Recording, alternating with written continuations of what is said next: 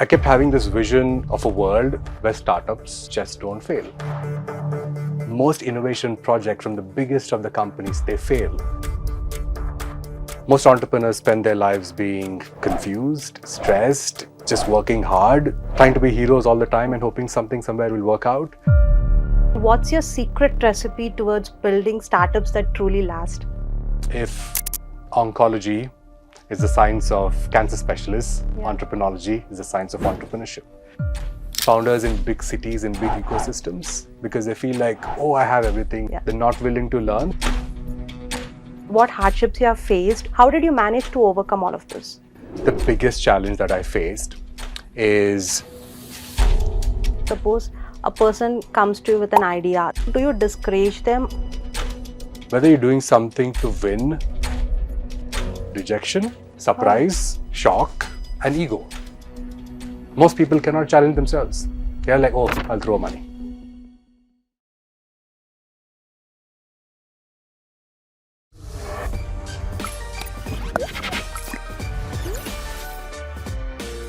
Hello viewers, welcome back to yet another captivating episode on the Bizz Buzz show. Today we have with us Mr. Vishal Reddy, who's reshaping the future of entrepreneurship and a pioneer in the field of metaverse and immersive sectors.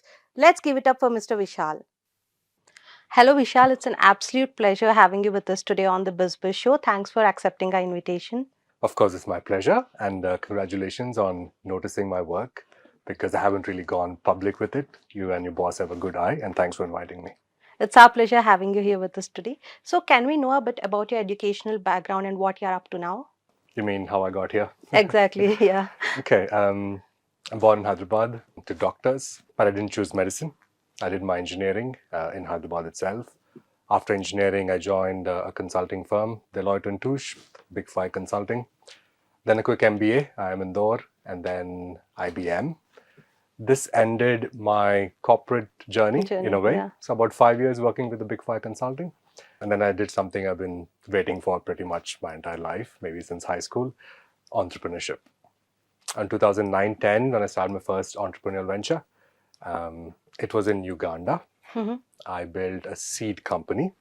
It was a business in a sense, not necessarily a startup, because it's an existing business model, seed company. Following the seed company in Uganda, I came back and got into outdoor advertising. It was a wonderful business, really good cash-making business. Then I really started my startup journey, so as to say. A nutraceutical company that developed health supplements like adjuvant therapy for cancer. Following that, I spent the last 7 years in augmented reality. That's very interesting. So, what's your venture right now? So since the last exit, I've been mentoring, coaching founders and working with accelerators around the world and developing a new scientific view of entrepreneurship. That's a very, interesting journey because, a lot of different perspectives and, a lot of varied interests you have, like not in a very, you can say people pretty much have a very, subtle journey, but your interests are very varied and diverse. It's really good to know.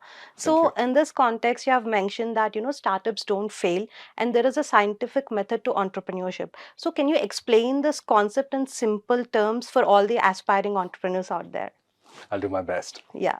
So since the last exit, I think 15 years of entrepreneurial journey, for the first time in a sense, I got a gap, sort of a space to think. It wasn't more than a few weeks. I was in central London, I just exited and I was walking around Holland Park and Hyde Park and had this moment where I really wanted to challenge everything that I did. Like challenge and see it with a critical view. How was my journey? Did I do it the best way possible, etc., etc.? And I kept having this vision of a world where startups just don't fail, because they always have objective guidance, because the entire ecosystem of mentors, coaches, investors, accelerators, they're just supporting and they're in synchrony with each other on what startups are and what entrepreneurship is. And I had to address this vision. I explored more into how can something not fail, and then I arrived at the methodology of the exact sciences, something called the scientific method that all scientists use. And it's pretty simple. So I applied the scientific method to entrepreneurship. That's all I did.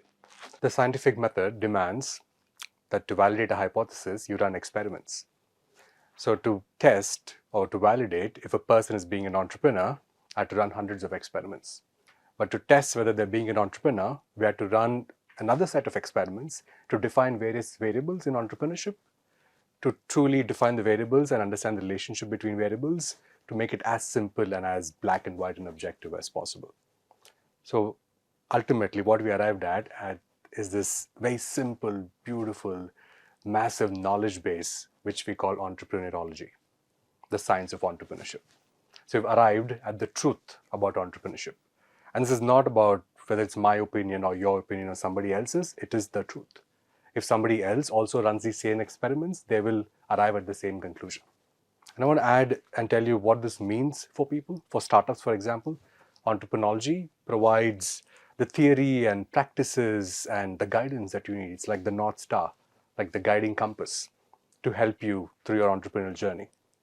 For businesses, Entreprenology provides the science of innovation because every business needs to keep innovating. They need to keep inventing new products or enhancing their new products or launch their products in new markets. And most innovation projects from the biggest of the companies, they fail because of the simple lack of understanding of what they're doing. Running business operations are different from running operations for innovation. And then there are accelerators and venture studios and all sorts of ecosystems that help startups.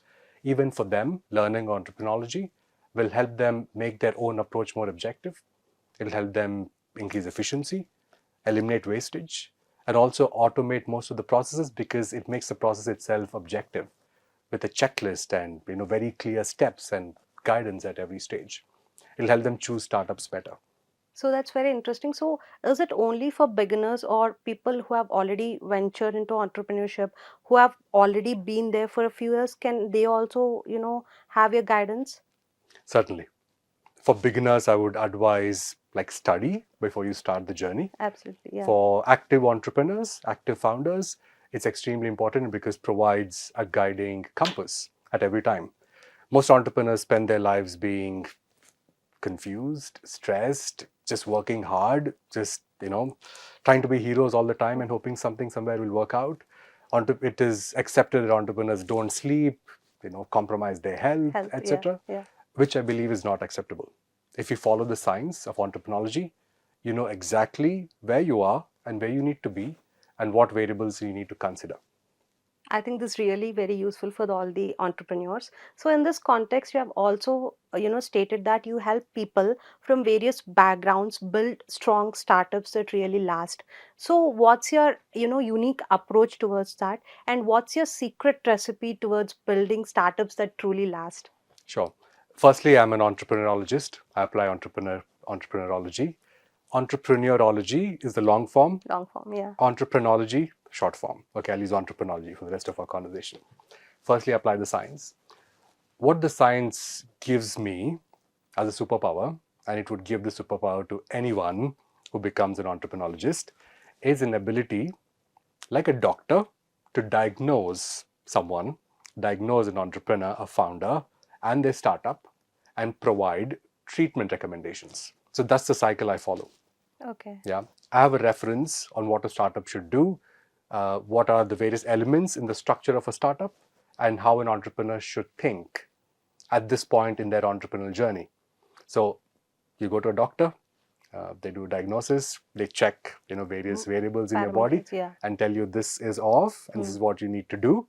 Usually recommendation challenges their assumptions, tells them to fill in gaps, and tells them essentially if they need to learn something or enhance their skills.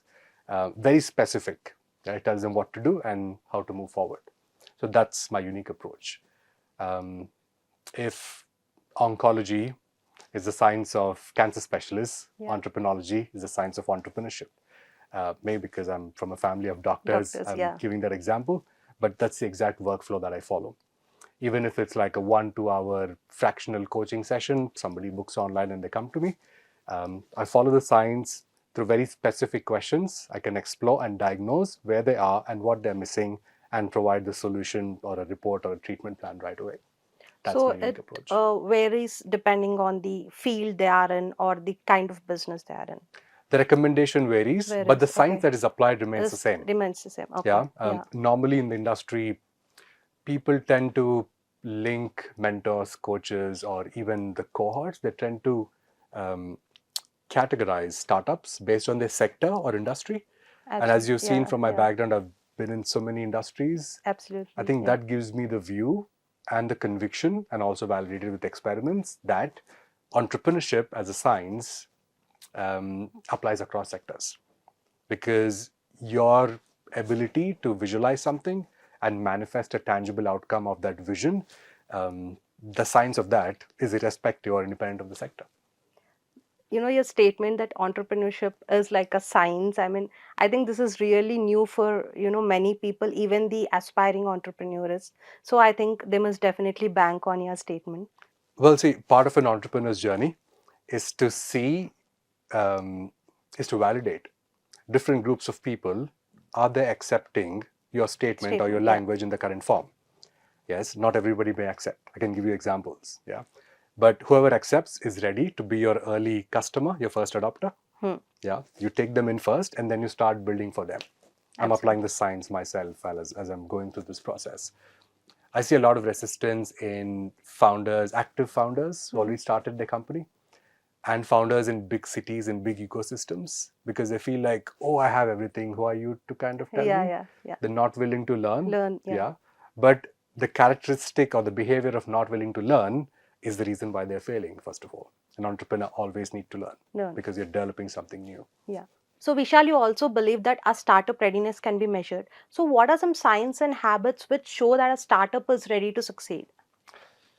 Well, the simplest way, as of now, and according to me, is, does the person understand entreprenology? Does the person know how to be an entrepreneur? As simple as that. Okay. That will tell me that the person is worth investing in, and whatever vision they have, whatever idea they have, will manifest into something that is valuable and sustainable. But this may be too much for a layman who just comes To into this understand. world. Yeah, yeah. Yeah. Let's say an investor. They have to check if they have to evaluate and decide if a startup is ready for investing.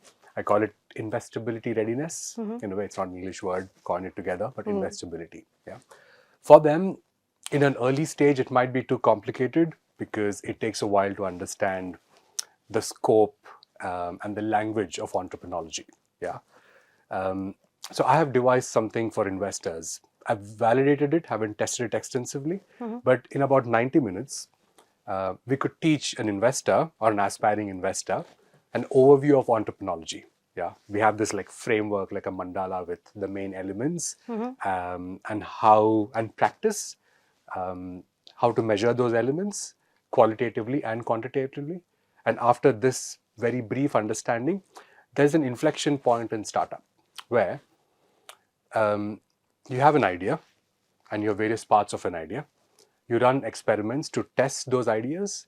And there's this point where, after a certain series or a certain number of experiments, you have this wow moment where you know that this works with a certain group of audience at a certain price in a certain medium. This is the point where startups know how to pivot and where to pivot. Investors and the ecosystem calls it a GTM, go to market plan.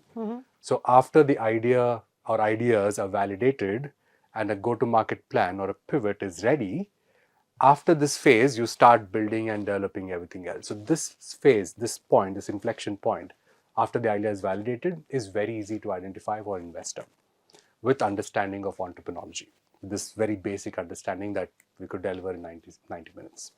So this 90 minutes funda looks very interesting. I hope all the investors are listening, because it's really important for an investor to know whether it's really worthy before they invest, right? So I think this really makes sense. And then so we would want to know what hardships you have faced, because we all know that startups, they face a lot of struggles and challenges since they're established. So you might also have gone through all of this. So how did you manage to overcome all of this? In my long entrepreneurial journey, which is still continuing, I think I'll always be an entrepreneur. The biggest challenge that I faced is how to receive and act on people's opinions. Now, after developing the science of entreprenology, I call these opinions as unverified opinions. Oh. Okay. And now I know through practice and by understanding the process from the science that every unverified opinion needs to be formed or needs to convert in your mind, or needs to arrive at as a justified belief, like your own justified belief. But as an entrepreneur, when you're fighting things all the time and you're trying to get people's acceptance, and there's so much going on, and you want to survive and you want to be noticed, you quickly act on unverified opinions. And this was the biggest challenge because, yeah, everything is, you don't have a guiding light, you don't have a compass. And from your investors to your family members to your customer to somebody you meet at an event, hey, this is cool, but you should do this. Yeah, investor says, oh, ye chhod do, do something else. Yeah, idanduku adi. Yeah, so Exactly. so many opinions. Yeah. And a lot of times you find yourself acting on these opinions before verifying them. That's where most of the wastage happen. Yeah, and ultimately you act on it. You can't say he told me or she told me. It's ultimately yours. Yeah. Yeah, and once you implement an opinion and it doesn't work, you spend even more resources trying to justify that what you did was right. It's this vicious cycle. Yeah, I think that was the biggest challenge. I'm able to tell you objectively because I had this view after I got out. Yeah. But when I was in it, I was in it. I was trying to do my best. Yeah. And there's another aspect, another challenge, another perspective to unverified opinions is when you do something, when you launch something or do an activity, it's very confusing, and I'm sure it is the case for many founders even today, whether you're doing something to win or to learn. It's a very fine line. Very thin boundary. Right? Yeah. We grow up, it's our conditioning. Because we don't grow up as entrepreneurs. We grow up in schools where we are taught to obey, and then we go into jobs or even in a business, it's very different. So our conditioning is when you do something, it needs to be a win. It needs to be Successful. a dhamaka. Yeah. Yes, even the smallest things. Yeah. Yeah, I'm like, most founders get most accolades when they announce that they're launching something. It's like, congrats, Ra, congrats, cool. After that, everything dies down. Get what I'm saying? Absolutely. So it's that connection, that conditioning about having a big launch. Yeah. Now I'm testing out an idea. Your friend, I meet a friend in the evening. They're like, oh, how many people came? Was it a success? All right. Success and wins are measured when you're running a proven business model, when you know when you do something a certain way, a certain outcome is expected from previous data. As an entrepreneur, you are doing everything. Yeah. And this is the journey that most people just skip. Yeah. You have an idea, you build something, you launch. Yeah. That's the reason why most startups fail.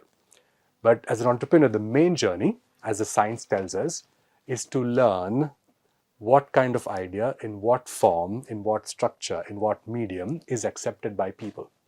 So everything that you do is not an activity of launch, an activity to win. It is not a product. The customer may see it as a product, but in reality, it's an experiment. That's the other challenge that I faced when I was like in the game, when I was corrupted or responding to the people in the game. It is very hard to differentiate whether I'm doing something, whether to win or to learn. I think this is a really good advice to all the people out there to steer clear of unverified opinions, as you call it, because that's where they start to, learn and grow. I mean, that's a really good advice. So, you have also said that you make founders think differently about entrepreneurship. So, if you were to meet a person today, what is the one piece of advice you would give him or her to start thinking like an entrepreneur? Well, thanks for asking that. My immediate advice or standard advice to everyone is to see this as a science. I mean, we've just addressed that. To see entrepreneurship as something that you need to learn and then do. Because, I mean, if you want to operate on people, you would do medicine, right? The book of medicine, you would study for a few years. But entrepreneurship, somehow, most people just jump into it. Yeah, thinking something will work out. They all want to be heroes. So that's the first advice.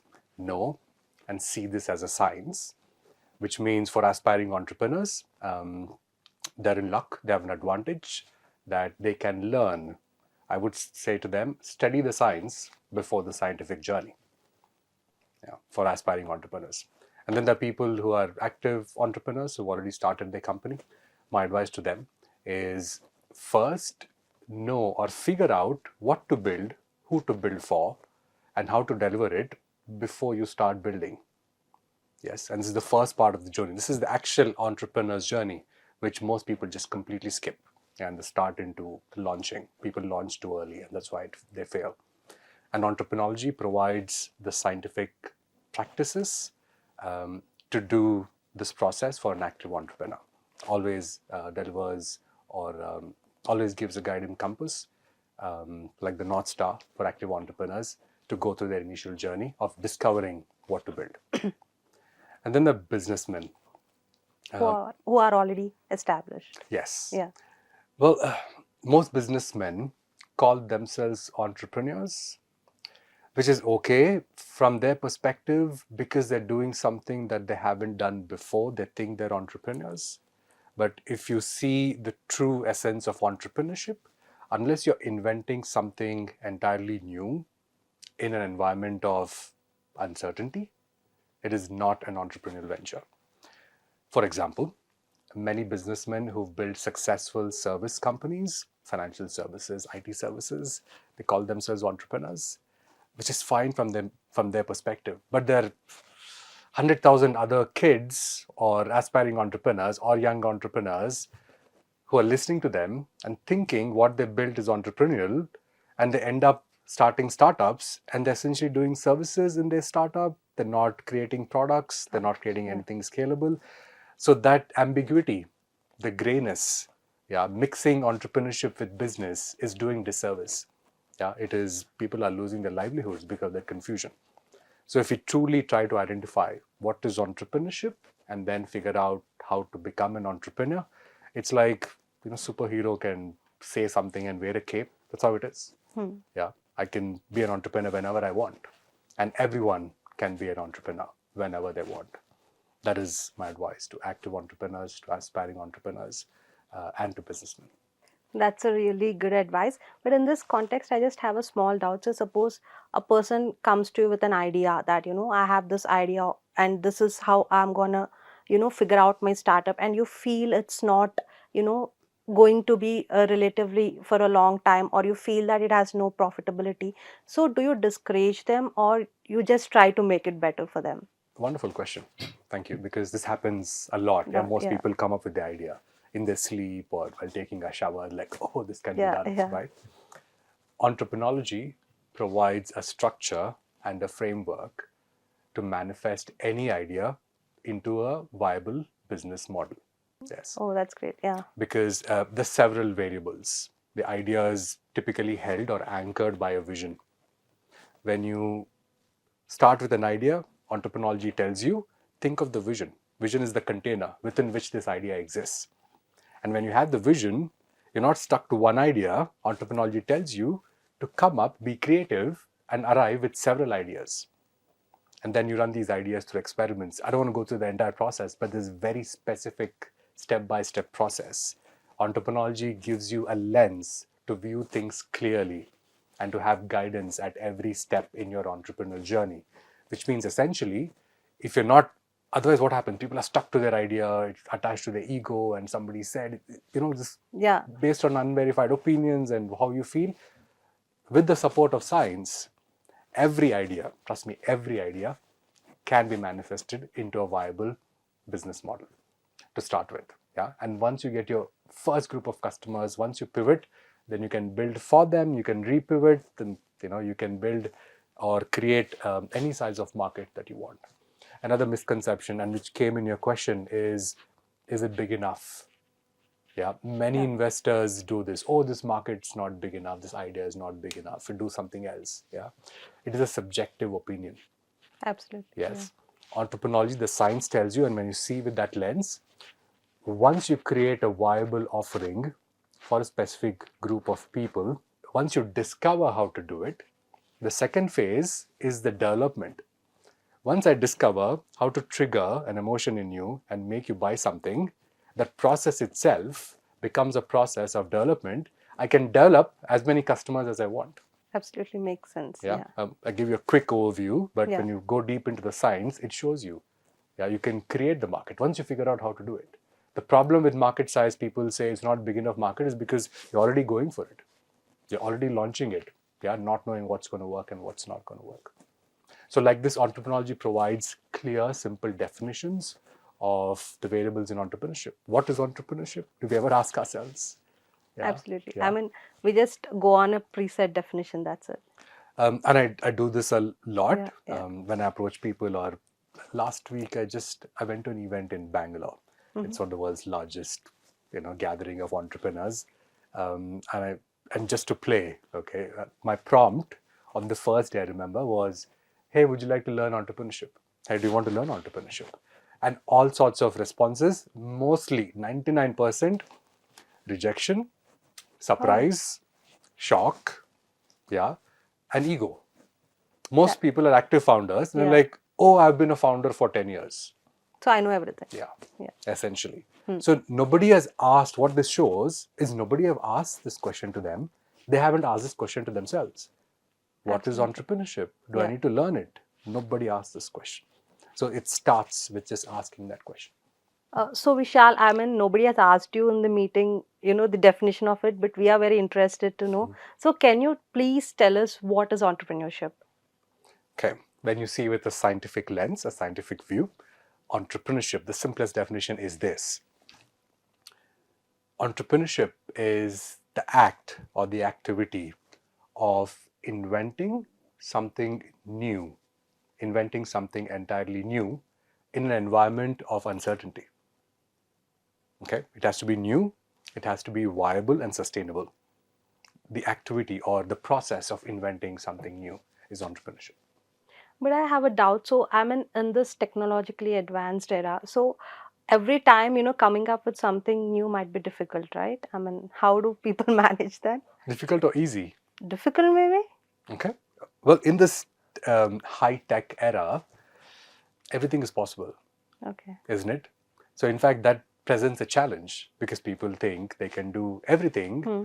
but they don't see, yes, you can do it, but is that thing being accepted by a certain audience? When you develop a product, apart from along with developing the product, the technicality of it, you should also validate what kind of people are accepting it. Because who accepts it in what form influences what you develop. Yeah, that is the initial journey of an entrepreneur, of entrepreneurship itself. So now that we understood the definition of an entrepreneur, so who can be an entrepreneur? We just covered the definition of entrepreneurship. Yeah. Yes, thank you. There's a definition of entrepreneur as well that will help us understand who can be an entrepreneur. If you look at the etymology from French, Mm-hmm. it's a French word, entre and preneur.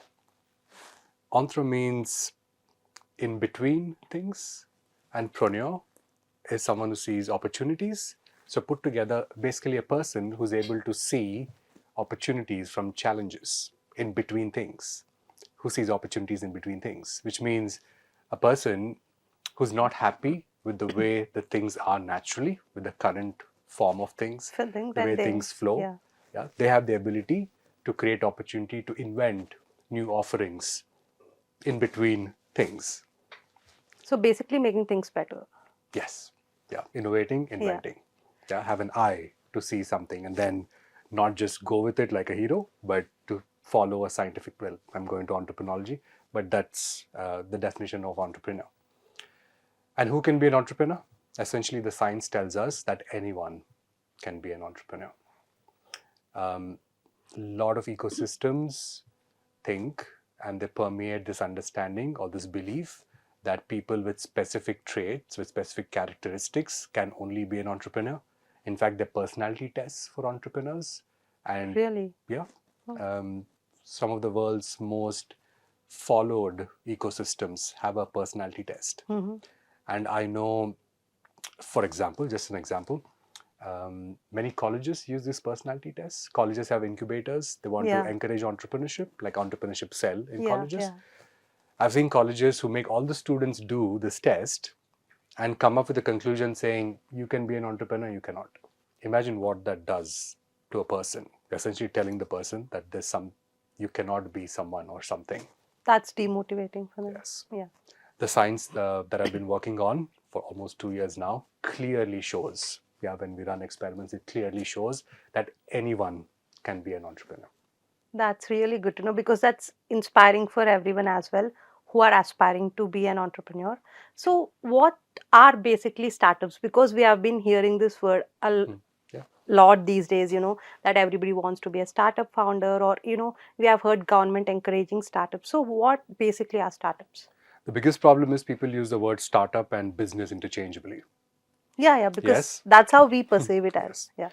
Yeah. Because we grow up watching businesses. Yeah. Businesses are existing proven models that provide profit to all the stakeholders. Yes. A startup, a startup's job is to create viable business models. So, startup essentially is a business manufacturing engine or machine.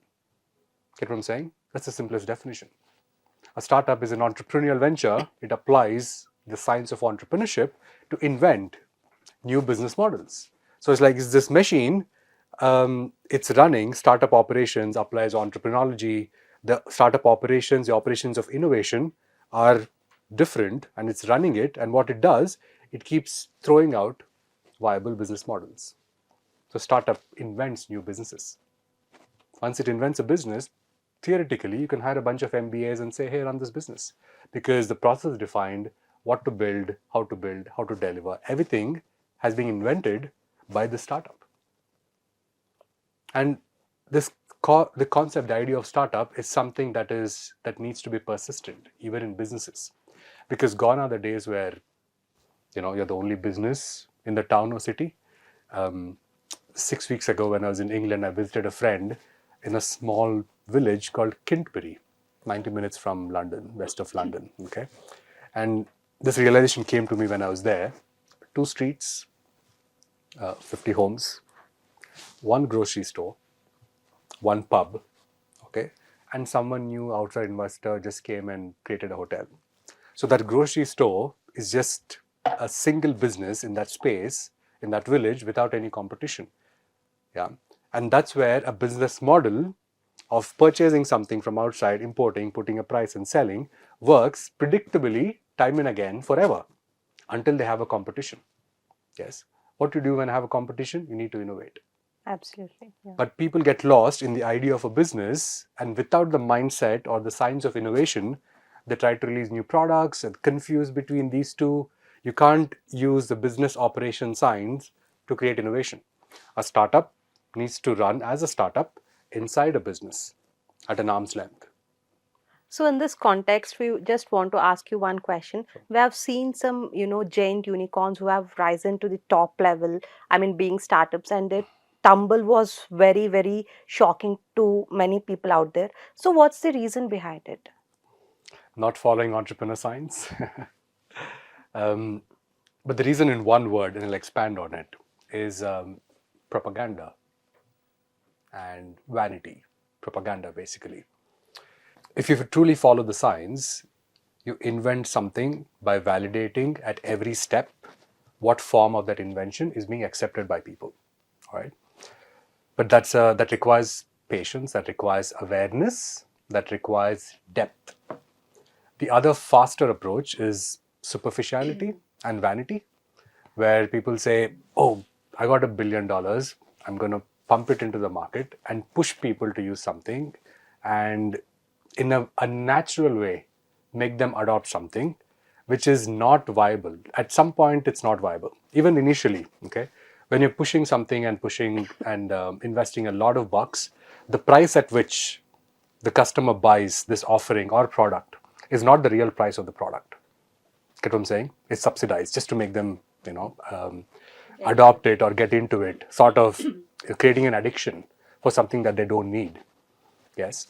This can be done by following the science, following the methodology of entrepreneurology, methodology of science. This can be done, which can avoid any downfall anytime in the future. When you follow the science, the way you found a startup, the foundational structure that you create is so strong that nobody can ever mess with it in the life of a startup. It makes it the most resilient structure possible. But don't you think they also would have done their research on their part, and they have big wigs who have like enough experience and expertise? So, I mean, basically, how are they going wrong in spite of having all the, what say, either you can say motivation or the financial support or, all the resources that can be offered. So, why are they going wrong basically? Because of that, because of the big wigs, Okay. because of the motivation and support and the financial resources. It makes people superficial, it makes people vain, and they tend not to look at the depth of the problem. Yeah. The success is in details. The details of the product, the elements of the product that truly are accepted by the audience. So that is the problem. The startup ecosystem today has become all about propaganda. When you talk to a founder, they talk about, oh, number of users is one thing, but oh, that person invested in me, or I got this award. There's so many awards, so many ecosystems, and everybody wants startups to join Yeah, them. yeah. Yeah. So startups that are not actually following the signs, that are not capable, are being pulled into this world with a red carpet in the illusion that they're doing fine, they're doing okay.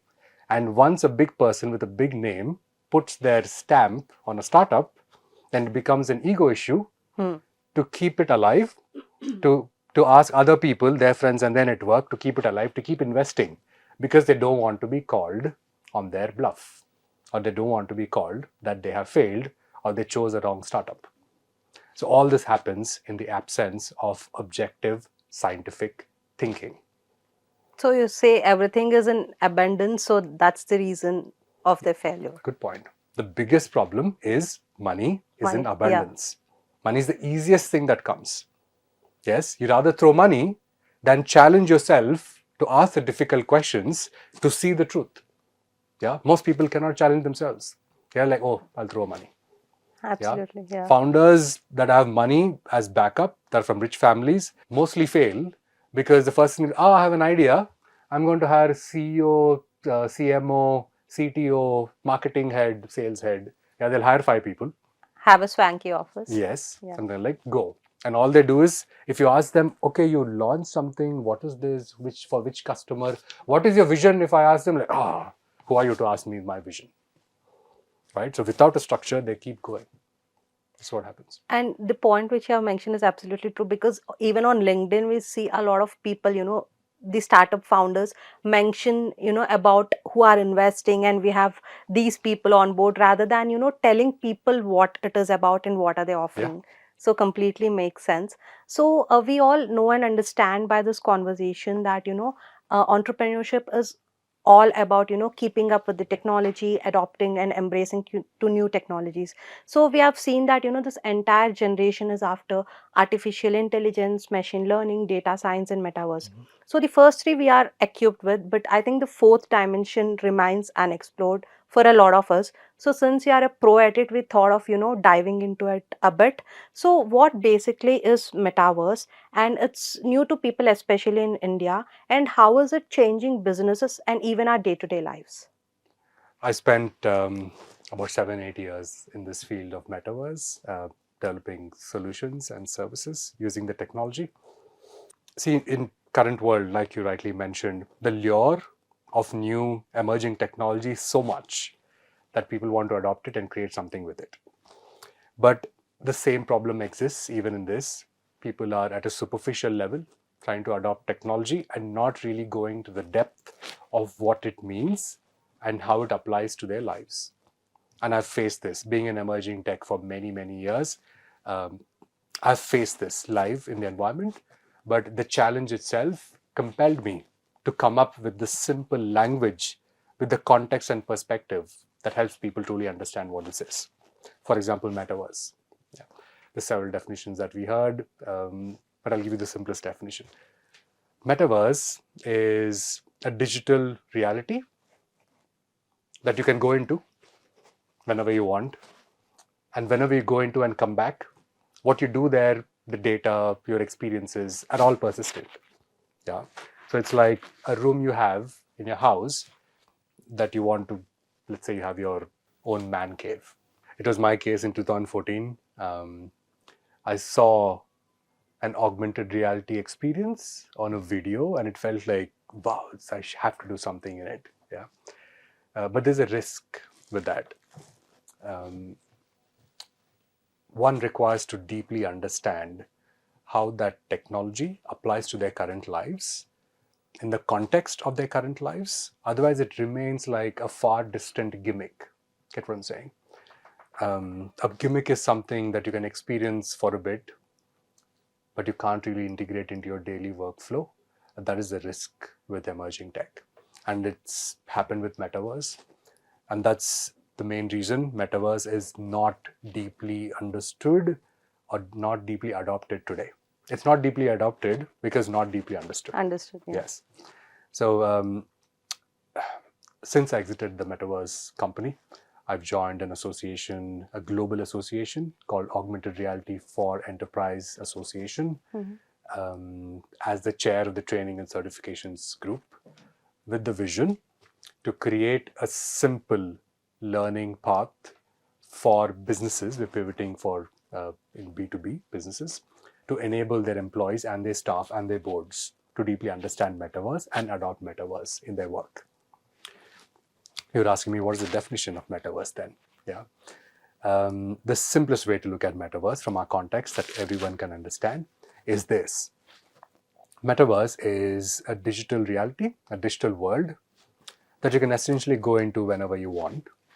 But it's something that you can go into and come back. But when you go in again, all the data, your experiences, what you did, if you have currency or points or whatever, is saved. It's persistent in that digital world. The best way to look at this is something that completely gets your attention. I like the phrase immersive tech.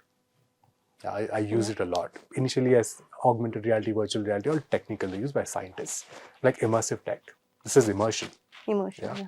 This is the most realistic, engaging, satisfying experience that can be delivered wherever you're sitting using technology, using digitization technology. Yeah, Metaverse is immersive tech. What is immersion? Immersion is the ability of a person to totally focus on the task that they're doing. How are our current lives? Aren't they ridiculous? Forget ADHD. I think everyone has ADHD because of the way their lives are, because of the way our Absolutely. phones are. Yeah. Everything is designed to addict us. Yeah, every app is designed to kind of make us an addict to that service or an app, and we're constantly shifting between the digital world and the real world. Most of the time, when you're talking to a person, they're looking at their phone, they're talking to you. Yeah, they're so not focused. Yeah, it's not funny. Especially with millennials, this problem is even more. So what can Attention span also. I think according to a research, it's like 8 seconds now is what. Yeah, I won't be surprised if that goes Yeah. lower and becomes 1-2 Absolutely. seconds. Yeah. So immersive tech, yeah, has a huge purpose to deliver in our lives if seen that way, Metaverse or immersive tech. Immersive tech can help us focus on a task, one thing at a time. Now, the quintessential image of Metaverse is a headset. Yes. So when you put a headset, imagine you're completely cut off from this world and you're in the digital realm. On a factory floor, you can put a headset for an assembly line employee, and in the headset, it can give you directions, step-by-step directions on what to do. These are called work instructions. Yeah, it's one of the most penetrated application or use case of the Metaverse in businesses. Yeah, augmented work instructions or essentially work instructions. Compare that to a manual.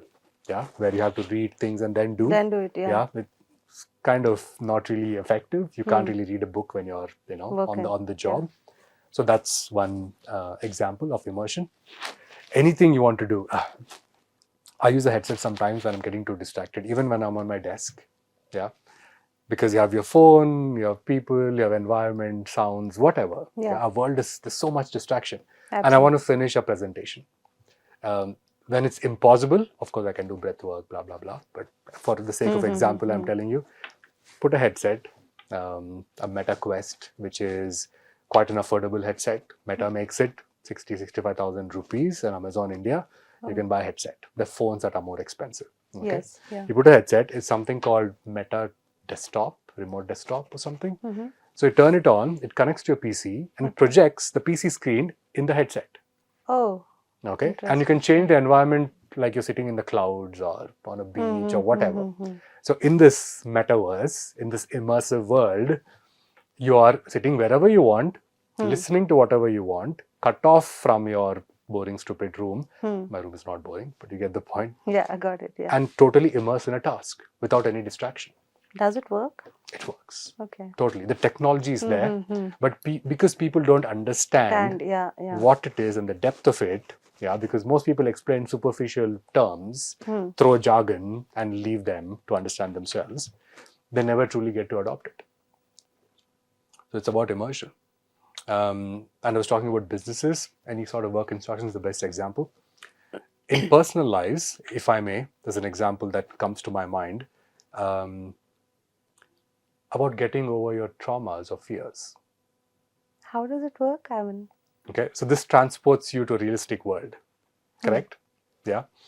Um, when I first got this current headset, before that I used to use Microsoft HoloLens a lot when I was running the company because we're serving businesses.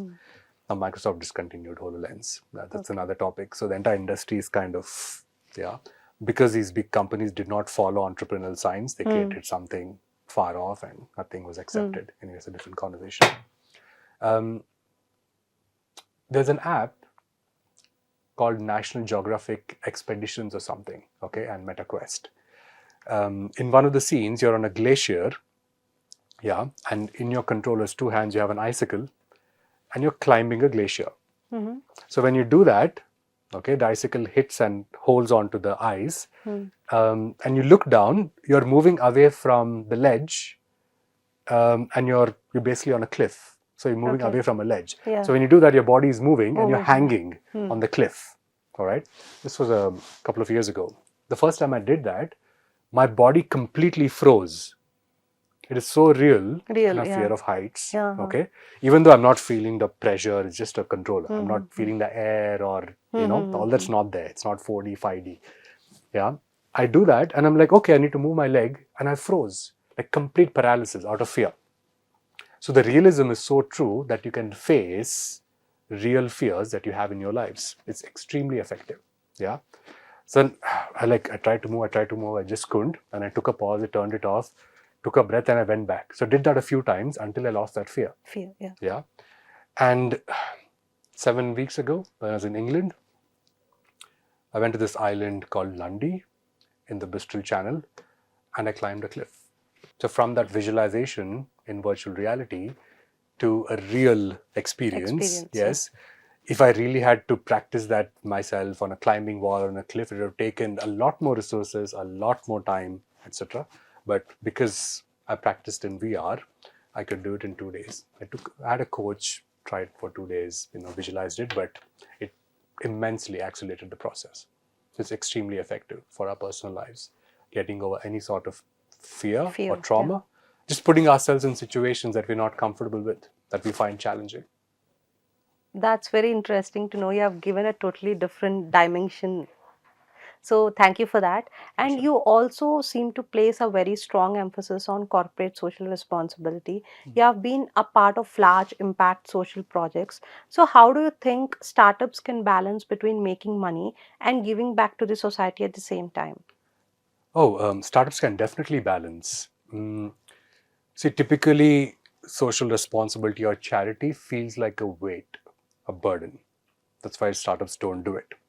But this view happens, it feels like a weight because you're not following the science. Right? Makes sense, yeah. Yeah. When you follow the science, doing charity or giving back just becomes one more variable. Okay. Now, let's say you have an athlete who can run 100 meters in, 8 seconds, like a really good athlete. Yeah. And you ask them to wear shoes that are slightly more heavy. They're like, oh, cool, I'm going to do it because they have the science, they have the confidence, they're really skillful. Yes. So I would suggest or urge founders to see charity like this. If you're following the science, then taking a decision that I'm going to give back X percentage of my earnings or having a whole view of charity in the structure of the startup is only a creative problem to solve because you're integrating that into your idea, into your product, which means when you're experimenting, when you're validating, when you're trying this out, You have to get a little more creative to add the element of charity. You have to get a little more creative to make your product sustainable. You have to become a little more creative to make your product inclusive. How many founders think of products that can be used by blind, deaf, ADHD, spectrum, etc.? They don't. That's really difficult. Yes. Yeah. If you follow the science, it's not difficult. It is a creative problem. It's a curious creative problem. Okay, I designed an app very quickly. Now I want this app to cater to people who are blind as well. How do I change the design? How do I add voice to it? You make your product inclusive. It's just a creative problem. If you see the science, if you follow the scientific approach, it does not cost more money, it does not cause stress.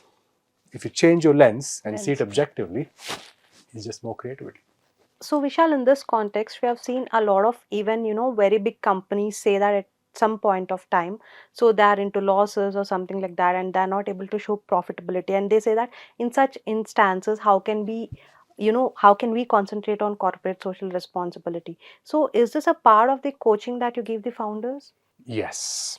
When I'm coaching the science of entrepreneurship, because it's an important aspect of the view to make your offering sustainable, first of all.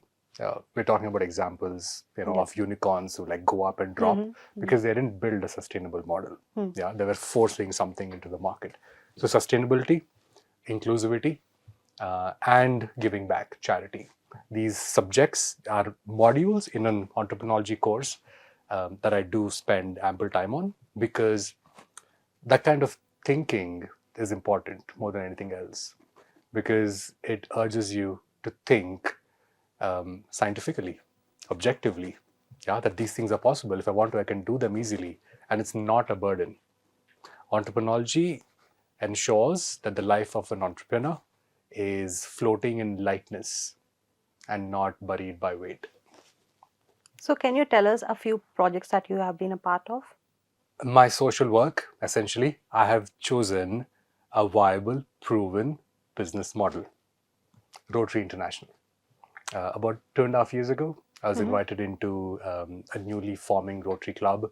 It's called the Rotary Club of Lake District, Moinabad. It's a bunch of people around the two lakes, people at the peak of their career, industrialists and businessmen got together as a very selective group and formed this Rotary Club. The invitation was objective, it was felt really inviting and inclusive, so I joined them. What this provides me is a highly efficient operational system to do charity. Rotary was founded in 1905, yeah, more than 100 years of charity. Rotary has been in the business of charity. Yeah. For me, even though I'm an entrepreneur and I'm always itching to invent something new, I didn't believe I had the time and the space or is the right time to invent a new model in charity. Charity, yeah. So I went to Rotary. Yeah, Rotary is the most reliable organization, global organization that delivers charity projects and helps people come together, invest and contribute together, and collaboratively run charity projects and measure the effectiveness really well. So they have processes, best practices, anything you want to do, there is something that is already defined on what's the best way to do it. So Rotary is my go-to organization for charity. And Rotary accepts contributions from their members of clubs, of course, but one of the main source of funds for Rotary is CSR fund from businesses. So any business or a startup, can just contribute to a Rotary club that they're associated with, or the Rotary International Fund. They have opportunity to choose or see the various projects that are going on in their environment, in their ecosystem, where the startup's running or the startup's delivering value. And they can choose and contribute using Rotary. So I use Rotary as a vehicle for my charity.